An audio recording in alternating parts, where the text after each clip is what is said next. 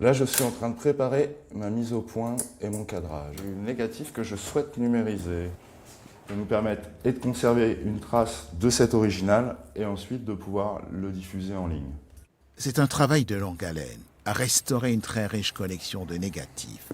Plus de 1400, un don fait aux archives départementales du Loiret. Le souci, ce fond nous est arrivé en vrac, dans son jus, dans un carton où tout était mélangé. Il y a donc eu d'abord un travail de tri.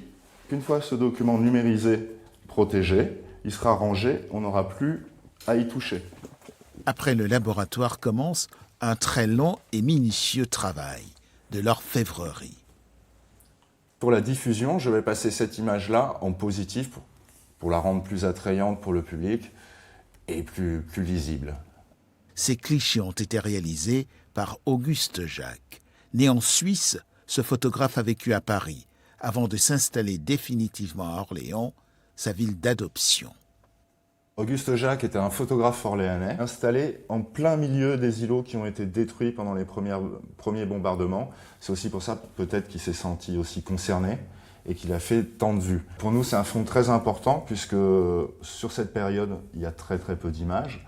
Et grâce à son fond, non seulement on a des photos des destructions, mais aussi de toute la reconstruction du centre-ville orléanais. Non seulement c'est un témoin oculaire, qui plus est photographe professionnel, donc on a la chance d'avoir des images de très belle qualité. Double chance, c'est qu'il datait ces images, donc on peut suivre au fur et à mesure la progression, mois après mois, de cette reconstruction, sachant qu'Orléans était ville pilote pour la reconstruction après-guerre. On était dans les prémices de la préfabrication. Nous devons à Auguste Jacques des photos pendant la guerre, mais également un très large éventail de son travail photographique. Il faisait aussi bien du portrait que des photos de mariage, mais aussi beaucoup de photos industrielles.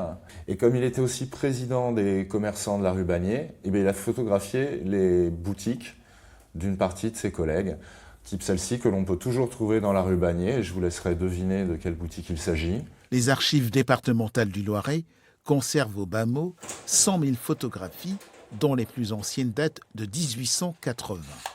Cette collection va prochainement quitter ses locaux vétustes pour un bâtiment flambant neuf.